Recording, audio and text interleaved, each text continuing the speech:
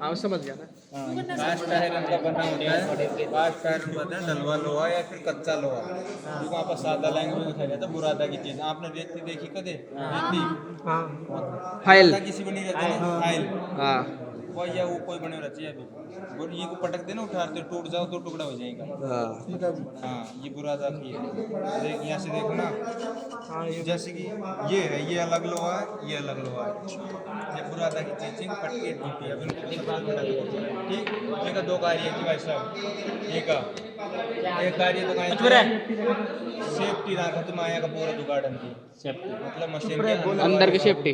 सुरक्षा करती है, ठीक। दूसरा कार्य क्या है कि जो चुंबकीय फ्लक्स बनता है, ओहो क्या यार हमको बताया नहीं, मुसाल से बोलते हैं।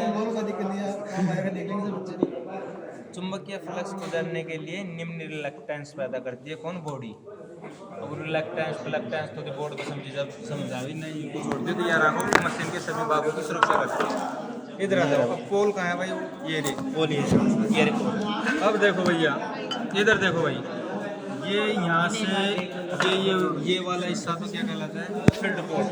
उसको आप मुख्य पोल भी कह सकते हो, मुख्य पोल, ठीक। पोलन को हिंदी में कहेंगे जी ध्रुव, बड़ा चूक मत हो, मुख्य ध्रुव, हाँ है ना। ये होता है पोल सुइया वाला हिस्सा, ये दिख रहा है ना, ये यहाँ से इधर वाला, ये होता है पोल सु, ठीक। इसके दो कार्य होते हैं भाई साहब, एक तो ये बाइंडिंग को डांटता है, ठीक। दूसरा कार्य क्या है कि समान चुंबकीय फ्लक्स बनाए रखता है अंदर। किसका बना होता है? कास्ट आयरन का बना होता है, डलवा लोहा का। लेकिन इसमें स्टेसिस हानि को कम करने के लिए 4% क्या मिला दी जाती है? Silicon steel. इस वजह से इसको कास्ट आयरन का न करके किसका कहते हैं? सिलिकॉन। सिलिकॉन का। भंवर धारा हानि को कम करने के लिए लोहे में दो प्रकार की हानि होती है, स्टेसिस और भंवर धारा। तो स्टेसिस हानि को कम करने के लिए तो इसमें 4% सिलिकॉन स्टील मिला दिया। अब भंवर धारा हानि को कम करने के भाई साहब, कम करने के लिए इनको क्या बना दिया? पटलित। देखो पटलित बन रहा है ना भाई, इसको एक लोहे से भी तो बना सकते थे ना, क्यों नहीं बनाया? भंवर धारा हानि को कम करने के लिए इनको क्या बनाया जाता है? पटलित। कोई सी भी मोटर XYZ जिसमें वाइंडिंग हो रही है वो हमेशा पटलित ही बनी पाएगी आपको। XYZ कोई सब, ठीक है, जिस भाग में वाइंडिंग होती है इस प्रकार की हुई। इन पटलों की, इन पत्तियों की मोटाई कितनी होती है? एक पत्ती की 5 या 0.50 है ना। 0.50 बनाते कैसे? फिर सुनो, बनाते कैसे?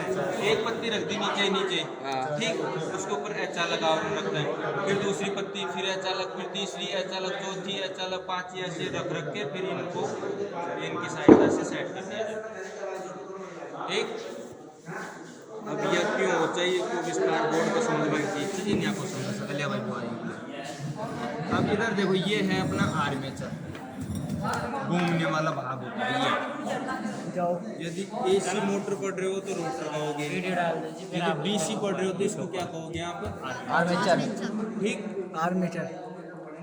ये है साफ्ट, किसकी बनी होती है? कार माइल्ड स्टील, ठीक है। ये है पंखा, किसका बना होता है? कास्ट आयरन का। जो ये पंखा का काम आता है, इसके अंदर ठंडा करने के लिए। वाइंडिंग वगैरह गर्म हो जाते हैं, काफी बार लोड कर जाता है तो उसमें बन जाते हैं, तो उससे ठंडा होता है। ये इसमें वैसा भी आर्मेचर वाइंडिंग है, ये वाली, ठीक। इनको स्लोट कहते हैं, आर्मेचर स्लोट, है ना। ये राइजर होता है। अब देखो इनको छोड़ो, आप ऐसे समझो कार्य कैसे करता है वो चीज़ समझेंगे। कार्य कैसे करता है समझो। विद्युत चुंबकीय प्रेरण का नियम याद है क्या आपको? फेराडे का विद्युत चुंबकीय प्रेरण का नियम किस किस को है? कौन कशा को भी आभार लो एक वैज्ञानिक, इधर देखो, फेराडे नामक एक वैज्ञानिक क्या कहता है? उन प्रैक्टिकल कार्यों को पहले जो जोड़ते क्यों बोल दो अभी। दो चुंबक थे, ठीक है। अब चुंबक के बीच में उन्हें दो तारों को घुमाया, ठीक। उस तारन के अंदर काहे बन गई? विद्युत धारा। या प्रैक्टिकल करियो तो कुन्ना फेराडे ने, ठीक।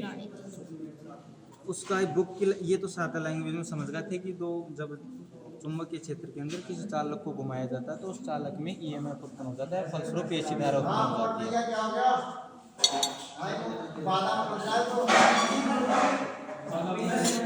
ठीक, बुक के लैंग्वेज में भी ये है कि किसी चुंबकीय क्षेत्र में किसी चालक को चालक के द्वारा चुंबकीय बल प्रयोग करती है जिसके कारण उसमें ईएमएफ उत्पन्न हो जाता है, फलस्वरूप एसी धारा उत्पन्न हो जाती है। ये वाइंडिंग यहाँ पे होती है, ये वाली वाइंडिंग यहाँ पे लगी होती है ना, ये वाली, ठीक है। अब इनमें क्या बन जाता है, चुंबक, जैसे इसमें विद्युत धारा देंगे क्या बन जाएगा, चुंबक बन जाएगा, जिसको विद्युत चुंबक कहते हैं। अब ये इसमें भी ये पूरा चुंबक बन जाएगा, ये पूरा सिस्टम ये, इसमें क्या होगी, चुंबकीय बल रेखाएं जो कि अपन को दिखाई नहीं देती, चुंबकीय बल रेखाएं। अभी ये भाई साहब इनके मध्य घूमता है, में जा रहे जाना भाई घूमता है ये, जैसे आप जनरेटर की बात करते हैं, फर्स्ट मैंटर से छोड़े नहीं दोगे, इसके मध्य ये घूमेगा ऐसे इस प्रकार, तो इसमें चुंबकीय बल रेखाएं कटेगी, ठीक है। चुंबकीय बल रेखाएं कटेगी 7 मीटर के द्वारा, तो इस वाइंडिंग में क्या उत्पन्न हो जाता है, ईएमएफ, ठीक है। फलस्वरूप कौन सी धारा उत्पन्न हो जाती है, एसी धारा हो गई इसमें वाइंडिंग में, ये वाइंडिंग में। अब ये वाइंडिंग यहाँ होगी वैसे भी इधर होगी निकल रही है, और ये कहाँ पे जुड़ रही है, इस राइजर पे, राइजर कहते हैं इनको, ठीक है। यहाँ तक एसी विद्युत धारा आ रही है। अब राइजर से विद्युत कहाँ पे आती है, कम्यूटेटर पे। अब कम्यूटेटर क्या करता है, इस एसी को किस में, डीसी में, ठीक है, एसी को डीसी में बदल दिया। यदि अपन डीसी मोटर पढ़ते तो कम्यूटेटर का फिर विपरीत कार्य होता है, एसी बदल देता है, डीसी को, वहाँ अलग होता है, यहाँ अलग होता है, ठीक है। डीसी वो कहाँ गया रहा, वो गाड़ी ले आओ ना बुआ, वो करी जाए ना, यहाँ की डीसी यहाँ तक, अब ये होता है भाई साहब यहाँ पे सेट, ठीक है। यहाँ पे होती है अपनी कार्बन ब्रश, जो कि इस पे कम्यूटेटर पे स्पर्श करते हुए चलती है, जो इसमें कार्बन ब्रश है ना, हाँ, जो डीसी इसमें बनी थी ना, इसमें कम्यूटेटर में था, इसमें डीसी को कौन एकत्रित कर लेता है, अपनी कार्बन ब्रश, ठीक है।